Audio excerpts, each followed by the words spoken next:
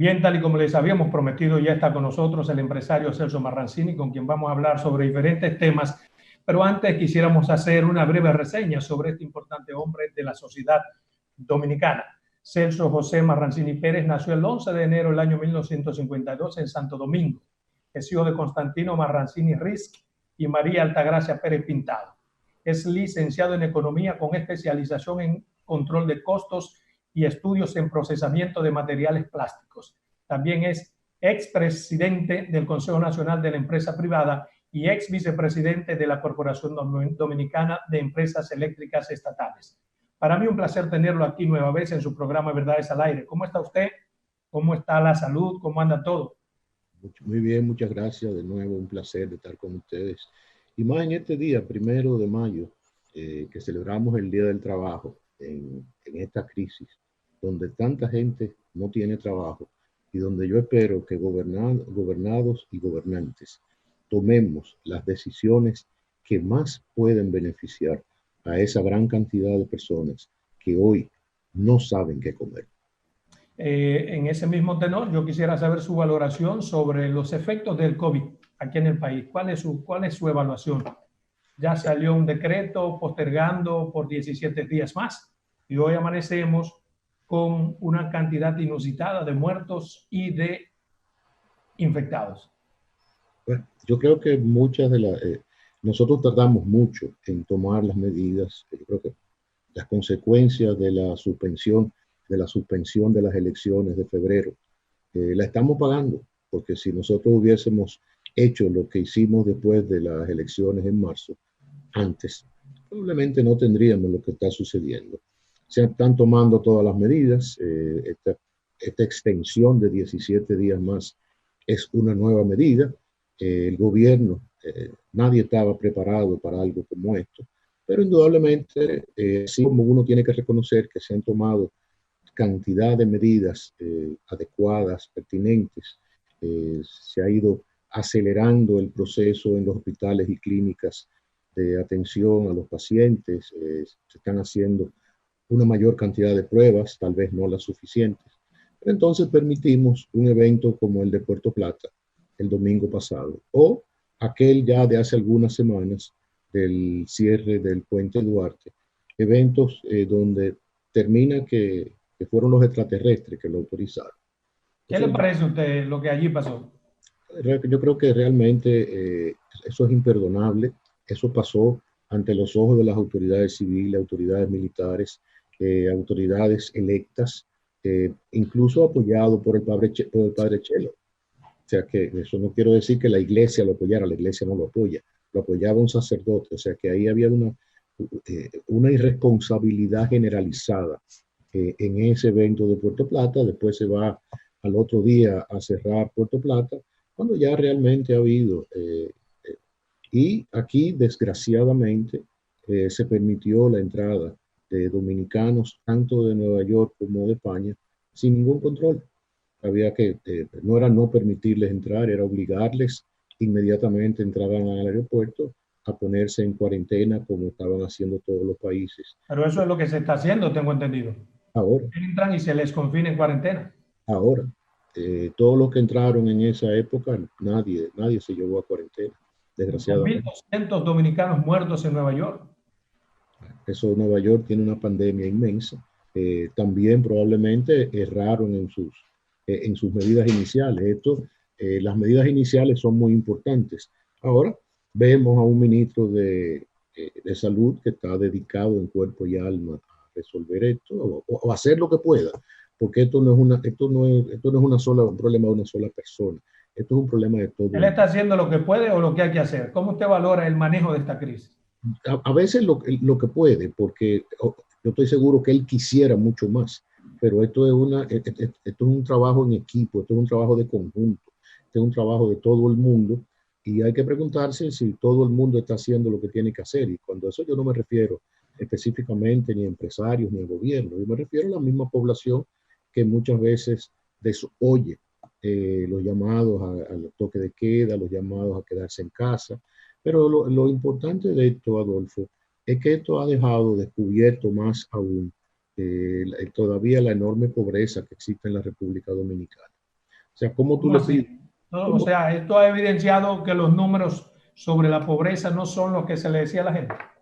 No, lo que evidencia es que hay una gran diferencia, de que de que es posible, como país hemos crecido, pero todavía tenemos una pobreza que lacera. O sea, ¿cómo tú le pides a alguien que se quede en casa cuando esa persona lo que tiene son 4 paredes de cartón y un techo de zinc?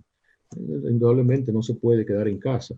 No, yo creo que eso tiene que servirnos de experiencia. Esto es una crítica no a un gobierno, esto es un problema de todos los gobiernos anteriores y que esperamos que los futuros empecemos a tomar el aspecto de la vivienda con mucho más seriedad, el problema del empleo. O sea, aquí hemos crecido como país y eso, el que diga que no, realmente el 5, el 6, el 7%, hasta el 11% que se ha crecido en ciertos años, es real. Pero el país tiene ahora que asumir un problema serio en medio de un proceso electoral, que no todas las medidas, por ejemplo, medidas de alivio que se pudieran tomar, solamente se pueden tomar hasta el 16 de agosto, porque ahí vendrán autoridades nuevas que posiblemente continúen las mismas o no. Bien, pero ahí vamos a llegar. Me gustaría ir como Jack, el destripador, por paso. Y en ese sentido quisiera saber, en el sector empresarial, ¿cómo está afectando esta pandemia? No, tremendamente. O sea, eso no. Mira, lo primero es que hay que estar claro que el país en enero y febrero venía con un crecimiento impresionante. O sea, que aquí hay empresas que hablaban hasta de crecimiento de un 25 y un 30% comparado con el año anterior. Definitivamente, nosotros como país habíamos gozado de la bonanza más larga de la historia, no de la República Dominicana, sino del mundo, y especialmente de los Estados Unidos. Y todos recordamos que cuando Estados Unidos le da gripe, a nosotros nos da neumonía. Entonces, ese crecimiento, cada punto de crecimiento de Estados Unidos repercute en 3 en la República Dominicana. Si los Estados Unidos crecen 2, nosotros crecemos 6 o algo más. Definitivamente, el impacto a todos los sectores, empezando por el turismo. Vamos a ver qué pasa con las Sí. Sin remesas. embargo, según los datos de organismos internacionales, lo más que nos puede pasar es que no haya crecimiento, Ojalá pero que, tampoco vamos ojalá a que, tener un decrecimiento.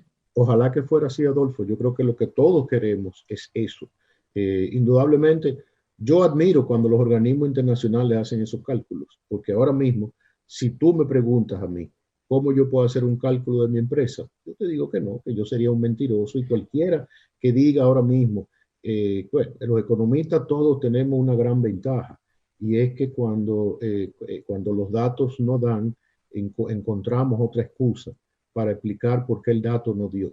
El economista es como el fanático en el play, que nunca se equivoca, el que se equivoca es el manager, que Sin debió haber embargo, sacado. yo quisiera su valoración, su valoración. Los empresarios proponen volver a trabajar de forma escalonada, pero los casos de COVID siguen subiendo de formas que son alarmantes. Y los augurios de la Organización Mundial de la Salud para la República Dominicana son que a partir de la segunda semana de febrero todo va a empeorar debido al comportamiento de la gente. De febrero. Sí, digo No, de mayo. no, realmente eso no es así. Hay muchísimas gráficas y ahí te digo que aquí se teoriza muchísimo porque yo tengo una gráfica que para que para principios del mes de junio prácticamente la curva estará aplanada. Pero ¿de Entonces, dónde usted saca esa gráfica? Supongo que bueno, la de la de, OMS tiene que ser más de los efectiva que mismos, la suya. de los mismos sitios donde tú sacas las tuyas. Hay De 10 la mil, OMS. bueno, hay 10.000 gráficas. Hay un científico israelita que dice que esto, así como vino, va a desaparecer. Hay otros que dicen que el calor y la humedad influyen para que el virus no se reproduzca. Entonces, si nos vamos a llevar en teorías, las teorías son 10.000. Aquí lo que hay que ir llevando los números día tras día y definitivamente pensar en cómo paulatinamente, tomando todas las medidas del lugar, se va reabriendo esta economía. Una Usted economía propone que comencemos a trabajar de forma escalonada. definitivamente, Adolfo, con un 50% o más de economía informal, este país no lo aguanta. Pero ¿por qué si el COVID está creciendo? Porque más fácil te mata el hambre que el COVID. Tan sencillo como eso. Es así. Óyeme, aquí el trabajador informal, no te pongas a contarlos. Si tú empiezas a hacer una lista de sectores informales, no la terminas y no vas a dormir por las próximas 3 semanas. O sea, esto es una cuestión de mucha conciencia. Ahora, nosotros no estamos cerrados, no vamos a los supermercados, no vamos a las farmacias, no anda, tú vas en la calle y ya en la calle hay tapones. O sea, que eso de que este país está cerrado después cuando entra en efecto en las 5 de la tarde que se cierra y la gente, si las encuentran en la calle, la policía los detiene. Pero después el país no está cerrado, la gente va a los supermercados, la gente va a la farmacia. Me dicen que había una plaza el otro día donde había gente caminando. Entonces, sí, hay plazas que están vendiendo hasta alimentos. Bueno, imagina, bueno, alimentos preparados. ¿Qué tú quieres? ¿Que no vendan? No, yo no sé. Yo quiero la opinión. No, yo creo que sí que tiene que hacerse, Adolfo, porque la gente necesita comida. La gente necesita empezar a trabajar. O sea, tú y yo estamos muy bien porque tenemos un salario, por lo menos todavía no lo están pagando. Yo espero que a mí... Bueno, yo esperamos eso, pero hay cantidad de gente que hoy no están cobrando. Mire, se critica a algunos sectores que los empresarios no han sido suficientemente solidarios con esta crisis. Como una muestra de patriotismo, por ejemplo, ¿cómo podrían los empresarios garantizar a su empleomanía la estabilidad, que no van a ser cancelados durante 3 meses? Eso sería un gran aporte. Mira, siempre es muy fácil criticar a los empresarios. Yo creo que esa es la pelota del país, la pelota de ping-pong, somos los empresarios. Aquí se critica a los empresarios para todo y aquí se olvida que los empresarios somos el motor del desarrollo. Hay muchísimas empresas que están manteniendo su empleomanía, muchísimas. Hay otras que no tienen esa capacidad. Hay otros que no le da la gana. Ahora, en otros países, el gobierno ha reducido en un porcentaje los salarios de los empleados públicos. Aquí no se ha hecho. Aquí mantenemos el barrilito. Aquí mantenemos los gastos. Entonces, no le tiremos todo a los empresarios solamente. O sea, la indiferencia, los empresarios no somos indiferentes. Los empresarios estamos repartiendo comida, estamos apoyando, a veces silenciosamente, y eso es un pecado, a veces, por uno quedarse callado. ¿Tú sabes por qué? Porque entonces ustedes nos critican. Porque muchas veces es como la pata y la gallina. Ponemos mejor huevo, pero no lo cacareamos. Porque muchos de nosotros decimos que lo que haga la mano derecha, que no se entere la izquierda. Pero realmente sin los empresarios, ese crecimiento del 6%, ese 7% que nos vanagloriamos como sociedad, no existiría. Hay cantidad de empresarios haciendo sacrificios inmensos. Hay cantidad de empresarios con sus empresas cerradas aportando dinero. Unos lo dicen, otros no lo dicen. Cada cual tiene su forma y su política de responsabilidad social empresarial. Pero dejemos de criticar al empresario, porque entonces tendríamos que criticar en Colombia, en Europa, en El Salvador, en muchísimos sitios. El gobierno ha reducido los salarios en un 20 y en un 30% de sus funcionarios. Aquí no. Yo sé que usted es un hombre extremadamente solidario. En sus empresas, ¿cómo ha manejado las crisis? No, todos están cobrando. Nosotros nos inscribimos en FASE y FASE paga los 8.900 y el resto lo pagamos nosotros. Pero están todos garantizados. Están todos trabajando. Digo, trabajando no, cobrando. Trabajando no. Pero están todos cobrando su salario. ¿Hasta cuándo, por ejemplo, usted podría aguantar eso?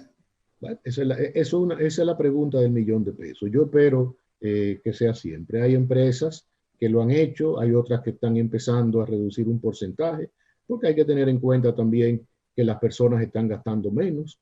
O sea, hay ciertas cosas que se pueden ir reduciendo porque las empresas no lo van a aguantar si esto se extiende demasiado. Por eso es que nos oyen decir, empecemos a abrir paulatinamente, porque no es verdad que este país ha estado cerrado completo. Este país, es más, yo creo que la mejor demostración de que no estamos cerrados completo fue Puerto Plata, tan sencillo. Bien, vámonos a una primera pausa comercial de 2 minutos. Continuamos con esta interesantísima entrevista con Celso Marrancini. Perfecto.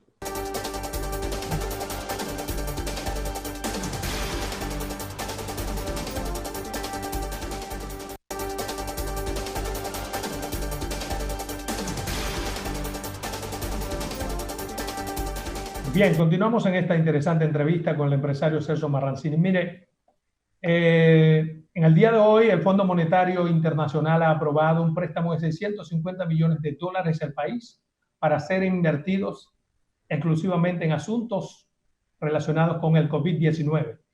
¿Crees que es necesario, estamos en condiciones de recurrir a un préstamo de esa magnitud en medio de esta crisis? Sobre todo cuando las autoridades dicen que estamos bien. Yo no creo que debemos recurrir a un préstamo, yo creo que debemos recurrir a muchísimos préstamos. A muchísimos. Pero por supuesto, Adolfo, nosotros no podemos estar bien. ¿Cómo vamos a estar bien si el turismo está en cero? Si las remesas todavía no sabemos cómo van a ser afectadas. Si el 80% de la industria nacional está detenida, el comercio está cerrado. No podemos estar bien. O sea, realmente que estemos buscando soluciones, pero ahora mismo... Entonces las autoridades del gobierno mienten. Yo no estoy Porque como yo le digo que estamos bien, perdóneme, no es una invención mía. ¿Qué es Es lo que ha que dicho, perdóneme, el Banco Central ha dicho. ¿Qué es lo que está bien? ¿Qué es lo que es estar bien? Exacto, le quiero explicar. El Banco Central ha dicho, y está en mis notas, que tiene fondos necesarios para apoyar al sector productivo y a los hogares dominicanos. Si tienen los fondos necesarios, ¿por qué hacer un préstamo?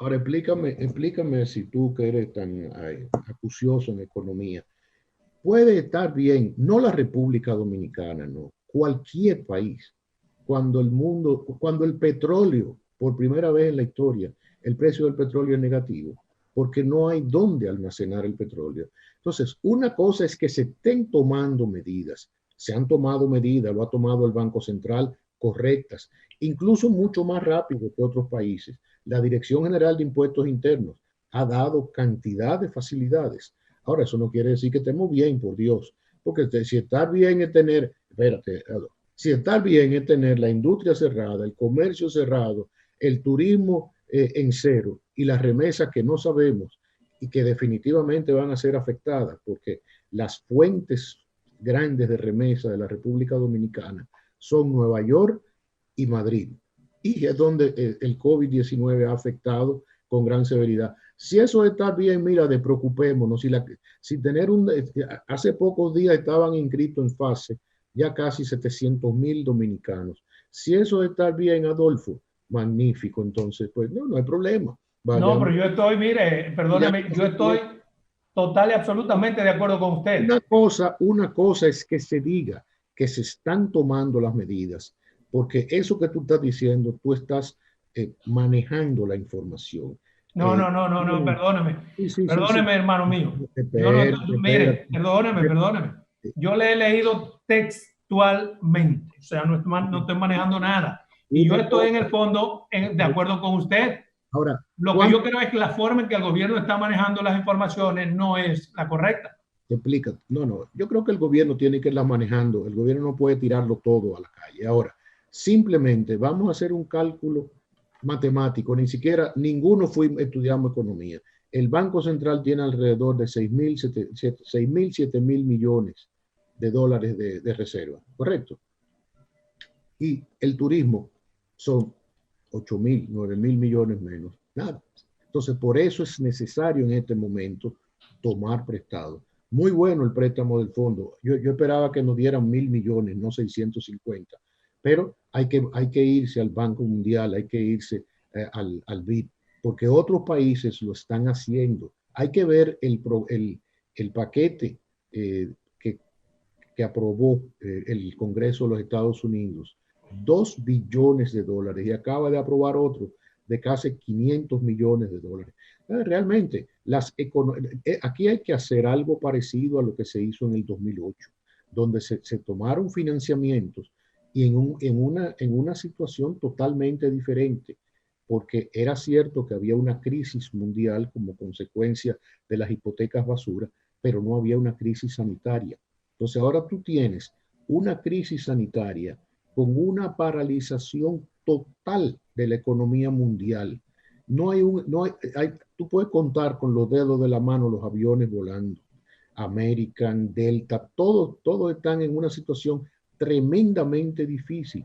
¿Cómo cayó la bolsa? La bolsa de valor de los Estados Unidos cayó porque el mundo estaba bien. No, Entonces, una cosa es tomar las medidas para que este impacto sea lo menos gravoso posible, pero pensar que no va a tener consecuencias realmente las tiene. Tenemos Usted no teme como temen algunos sectores del país, sobre todo en el sector político, que en una época de pandemia que ha coincidido con una época de proceso electoral, esos recursos, producto de préstamo, puedan ser desviados, utilizados en otras cosas. Mira, esa posibilidad la hay no solamente en tiempos de pandemia, esa posibilidad la hay siempre. Entonces, lo que la sociedad tiene que estar vigilante de eso. Porque ese es un problema de siempre, no de ahora, ni de este gobierno, ni del anterior, sino de todos. Hay que vigilar la forma como se usan los recursos.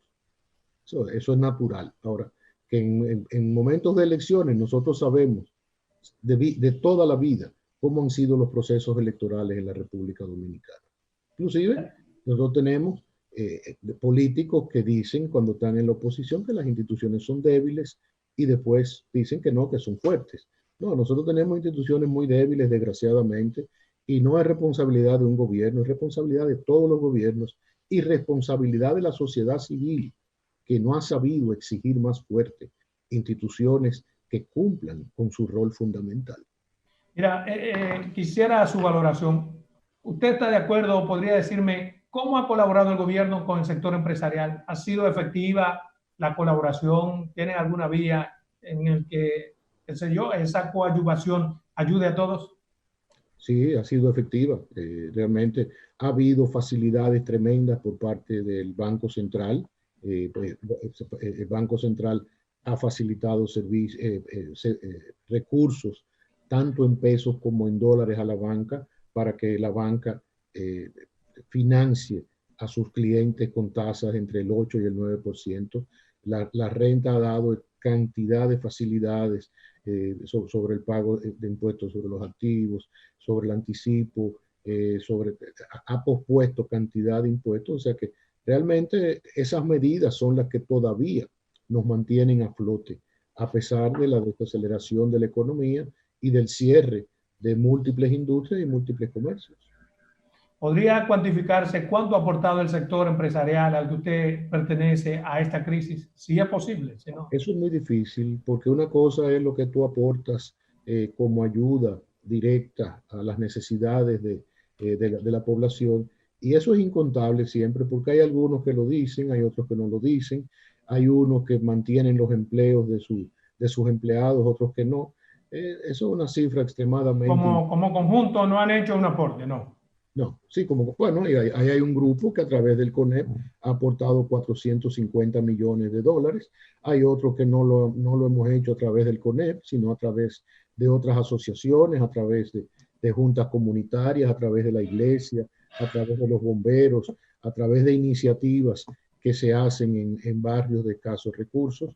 Otros lo han hecho de la forma que entiendan. Pero yo te diría que perfectamente yo no me equivoco si se calcula en 750 mil millones el aporte del empresariado, sin contar los salarios a empleados que no están laborando. Mire, como Día Internacional del Trabajador, el presidente ha hecho una recomendación, uno de esos mensajes que él manda al país, está pidiendo a la sociedad impulsar el desarrollo. ¿Cómo podemos impulsar el desarrollo en medio del COVID? Mira, el COVID va a ser una forma de vida hasta que no se encuentre una vacuna que está avanzando. Yo creo que nos va a enseñar a hacer a tomar más medidas de higiene como sociedad. Pero yo entiendo que tendremos que ir viviendo con él por los próximos meses o tal vez años. Y eso lo que obliga es a las empresas el distanciamiento entre empleados, lo que obliga es obligar a las personas o enseñar a las personas lavado de manos. Mira, yo vi una experiencia muy bonita en Jarabacoa, me la mandaron por WhatsApp, donde se han puesto en el pueblo eh, estaciones de lavado de manos con agua y jabón. Entonces yo creo que hay muchísimas cosas, lo hemos visto en otras ciudades, hemos visto alcaldes limpiando las calles, hemos visto incluso alcaldes obligando a que la gente se mantenga a la distancia obligatoria con un chorro de agua. O sea, hay muchísimas medidas. Multas, hay países que multan a las personas si no andan con una mascarilla, a las personas si desobedecen la distancia entre una persona y otra en un banco, en un En su supermercado. opinión, ¿el toque de queda ha surtido efecto? Ya, medianamente, yo creo que medianamente, sí. Yo tal vez aquí, te digo, es una población difícil de controlar por las condiciones en que vive gran parte de nuestra población. Pero yo creo que sí, que lo ha surtido. Tal vez ha habido necesidad de mayores medidas, tal vez ha habido descontrol en ciertos momentos. Entonces uno dice, bueno, ¿para qué toque de queda si permitimos otras cosas que no deben de ser? Pero yo creo que en sentido general el toque de queda era necesario, sumamente necesario. El cierre de los comercios, con lo doloroso que es, era necesario. Pero de nuevo, ahí viene el asunto de la reapertura escalonada. Busquemos aquellos que tienen menos concentración de personas, aquellos que van tomando medidas adecuadas. Costa Rica, por ejemplo, ya abrieron los Aunque restaurantes. el COVID siga creciendo. Es que realmente no necesariamente tiene que seguir creciendo si se toman las medidas, Pero Adolfo. está creciendo. Bueno, entonces cerremos el país y moramos de hambre. ¿No será Sencillo. mejor tomar en serio las medidas para Bueno, ver qué efectos surten realmente estas medidas y luego de verificar el efecto de las medidas, comenzar a aperturar? ¿quién Porque las tiene, medidas indican que si se hacen las cosas bien, podemos comenzar como están los países de verdad. Los quién- países que están comenzando la apertura, primero tomaron las medidas en serio. quién tiene que tomar las medidas? El gobierno, supongo, y la Eh, ciudadanía tener conciencia. bueno, entonces, ¿cómo tú haces que una ciudadanía con bajo nivel de educación y con viviendas donde no puede quedarse, o que tiene que salir a la calle a buscar comida? Porque dime tú, el platanero, el Pero yo chiripero, supongo que eso pasa en todo el mundo, ¿eh? No es aquí nada más donde se sufre no, hambre, donde hay gente que tiene que salir a buscar comida. hay sitios peores que otros, indudablemente este no es el peor, pero yo estoy seguro que lo mismo pasará. Tú te quedarías en tu casa sin salir a buscar la comida si tus hijos tienen hambre. Sí, pero si se hubiese tomado en 15 días en los países que se han tomado esa medida, la gente también tiene la misma necesidad que nosotros. Pero bien, Adolfo, es nosotros un no, asunto nosotros no pudimos tomar la medida en el momento que teníamos que tomarla, desgraciadamente. que no. No, no, claramente, es así. Nosotros debemos haber tomado las medidas en febrero, pero nosotros tuvimos un proceso electoral fracasado y tuvimos que ir a elecciones el ¿Y 15 de por qué enero, usted cree que no se tomaron en el momento que había que tomar? porque era en febrero que había que tomarlas, Pero ¿por qué no se tomaron? porque teníamos unas elecciones por delante, Adolfo. O sea, priorizamos las elecciones en torno a esto. Bueno, teníamos unas elecciones. Es una lástima que las elecciones hubieran fracasado en febrero.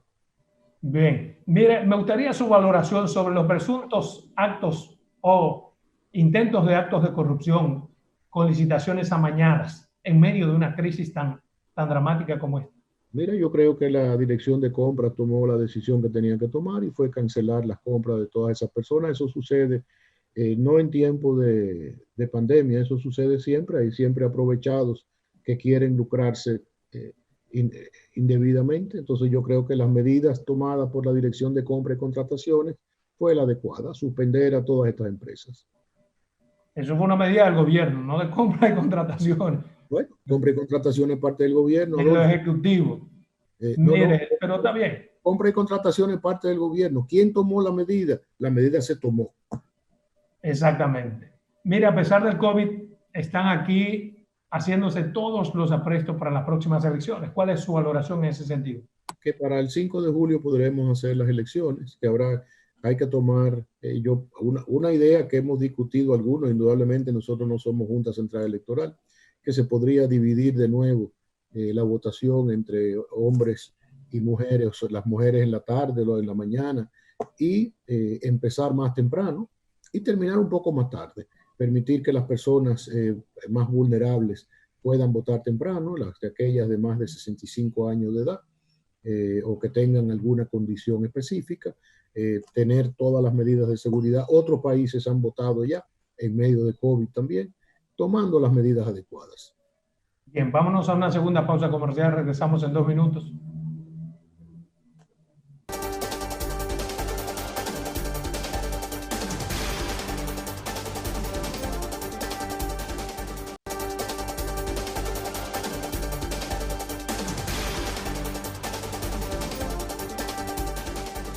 Bien, continuamos en esta interesante entrevista con Celso Marrancini. Antes de irnos a una pausa, usted dice que están dadas las condiciones, que podemos tener elecciones, como ya se ha hecho en otros países.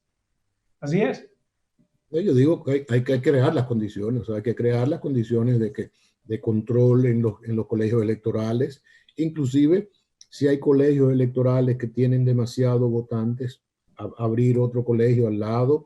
Se pueden buscar todas las formas habidas y por haber. Nadie puede entrar a un colegio electoral sin máscara, sin mascarilla. Nadie tener las famosas manitas limpias a la entrada y a la salida del colegio electoral.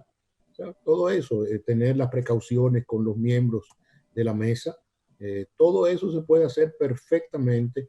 Hay algunos que dicen lo de no entintar el dedo, eso puede ser algo, eso yo no tengo idea, había que preguntarle a un infectólogo, yo no soy infectólogo, yo por suerte no soy todólogo como muchos, habría que preguntar si eso realmente representa un peligro y No buscarse tintar el dedo. no tintar el Pues dedo. la tinta debe ser suficientemente fuerte como para matar un virus. Hay muchísimas cosas. Bueno, está la teoría que yo te decía ahorita de que en el verano y con la alta humedad el virus dura minutos. O sea, ojalá que eso sea cierto. Y mire, ¿cómo te valora el comportamiento de la clase política en medio de esta pandemia? mira, eso es incómodo de valorar porque indudablemente cada parcela quiere sacar ventaja. Entonces, unos más que otros. Yo creo que aquí se debió de haber prohibido totalmente cualquier tipo de anuncio político, cualquier tipo de participación política. Pero No así, la hay. Lo que hay es participación de los políticos. no. Tú tienes muchísimos anuncios de políticos en YouTube. Y bueno, no hay tú no tienes un meeting porque nadie le va a ir al meeting. Pero sí hay política, debió haberse prohibido. Y en eso la Junta siempre ha sido débil. No esta, no todas las juntas nuestras. No respetan el inicio de campaña. Después salen, bueno, ya está abierta la campaña, después que los candidatos tienen 4 años haciendo campaña política. No se controla el uso de los recursos del Estado. La oposición critica el uso de recursos del Estado, cuando llega al gobierno usa los mismos recursos. A nosotros nos falta esa fortaleza, una Junta Central Electoral que tenga la capacidad incluso de hacer que un candidato pida excusas. Yo recuerdo, estando en El Salvador hace muchos años, había una campaña municipal y un candidato a alcalde puso una valla 3 días antes de la apertura de la campaña. Y ese alcalde debió de ir a la televisión a pedir excusas a los electores y se le obligó a quitar la valla y una multa. Aquí no. Aquí, Adolfo, no te ponen un afiche arriba porque tú te mueves y no te lo pegarían arriba. O sea, aquí no Mire, hay una forma de evitar esta politización en medio del COVID y es lo que ha pedido la oposición. La oposición tiene ya un mes y algo pidiendo una unidad nacional en la que participen los partidos políticos y el gobierno y los empresarios eso es, para enfrentar este problema. eso es una verdadera lástima que eso no se haya dado desde el primer día que se declaró la pandemia en la República Dominicana. Este no es un momento de colores, este es un momento ni de preferencias políticas, este es un momento de una unidad de todos los sectores. Y eso, desgraciadamente, en uno de mis artículos en El Caribe, yo decía que esto es como la pelota. En la pelota tú eres de uno de los 6 equipos, pero cuando vamos a la Serie del Caribe, todos somos dominicanos.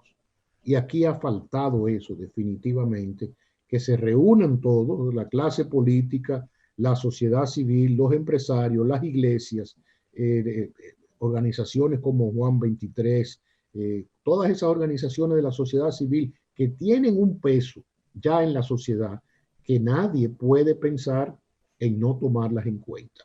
Entonces, eso ha faltado porque ha primado esas diferencias políticas naturales que se dan en las campañas y mucho más en nuestro país, donde aquí o estamos en política o estamos en pelota. Pero ¿a qué se puede atribuir que el gobierno no haya asumido ese pedido que le ha dado la oposición y los empresarios de un gobierno de unidad? Yo te diría que básicamente porque estamos en campaña. Porque estamos en campaña, Estamos en en medio campaña. del COVID. Se ha politizado el COVID. Yo no te diría que sea politizado, yo te diría que no se quiere darle participación a nadie porque se entiende que esa participación podría significar ganancias de votos para un lado o para otro. Ese es mi humilde entender. Yo opino como muchos de que esto se debió de haber convocado a una gran cumbre con todo. Mira, y no solamente los tres candidatos de los partidos ahora que podamos decir mayoritarios, sino a todos los candidatos que estén terciando en estas elecciones, porque cada uno de ellos tiene una opinión que puede ser valiosa, tiene seguidores, unos más que otros, que pueden instruirle, o sea, de cómo comportarse en esta época, de cómo proteger su familia, de cómo protegerse del que no se protege. Mire, hablando de los candidatos, usted ha mencionado a los tres, en medio de la pandemia también hay inusitadas encuestas. La última encuesta coloca a Luis Abinader con un 42%, Leonel un 31% y Gonzalo con un 22%. Usted siempre da seguimiento a esas cosas desde su esquina. ¿Cuál es su valoración sobre estas encuestas? Mira, eso sería meterme en un aspecto político que en este momento yo no creo que sea conveniente. Acuérdate que hay encuestas y encuestas. Eh, Cada cual hace sus encuestas, cada cual entiende, hace las encuestas que más le convenga. Y yo creo que ni siquiera, yo creo que ahí vuelvo a la Junta Central Electoral. Si yo fuera miembro de la Junta Central Electoral, yo no estaría permitiendo encuestas en este momento. Yo estaría apoyando a las autoridades que no es asunto de la Junta, pero a través del apoyo de tomar decisiones, estaría apoyando al ministro de Salud Pública, que necesita que lo apoye todo el mundo. A veces al ministro de Salud Pública lo veo solo, lo veo como un llanero solitario, que no es así. Hay muchas instituciones involucradas, pero se le ve solo. Mire, aunque no es un propósito de absolutamente nadie, en una crisis siempre hay alguien que se beneficia y alguien que se perjudica más que otro. En esta crisis, en términos políticos, ¿quién usted cree que ha salido beneficiado? Yo te lo digo después del 5 de julio. Dígame. Que te lo digo después del 5 de julio. No, así no, no, así Bueno, no. Acá usted es un hombre que siempre me contesta. no, porque realmente eso es algo que uno no puede medir, porque aunque alguno salga más que otro, eso no necesariamente quiere decir que lo pueda beneficiar. O sea, tú no sabes cómo reacciona la población. Eso habría que hacer una medición realmente imparcial, una medición no política, de quién ha trabajado mejor, de cómo ha sido el desenvolvimiento de cada uno de los candidatos en la campaña, y yo no tengo esos datos. Bien, exacto. Esa me gustó más. Bueno, gracias por participar nueva vez en este programa. Para mí siempre será un placer, querido amigo, tenerlo en este programa. No salga este fin de semana, están prohibidos ir de vacaciones. Yo estoy en mi casa desde el principio, no he salido a ningún sitio. Bueno, que Dios me lo bendiga. Igualmente, cuídate mucho.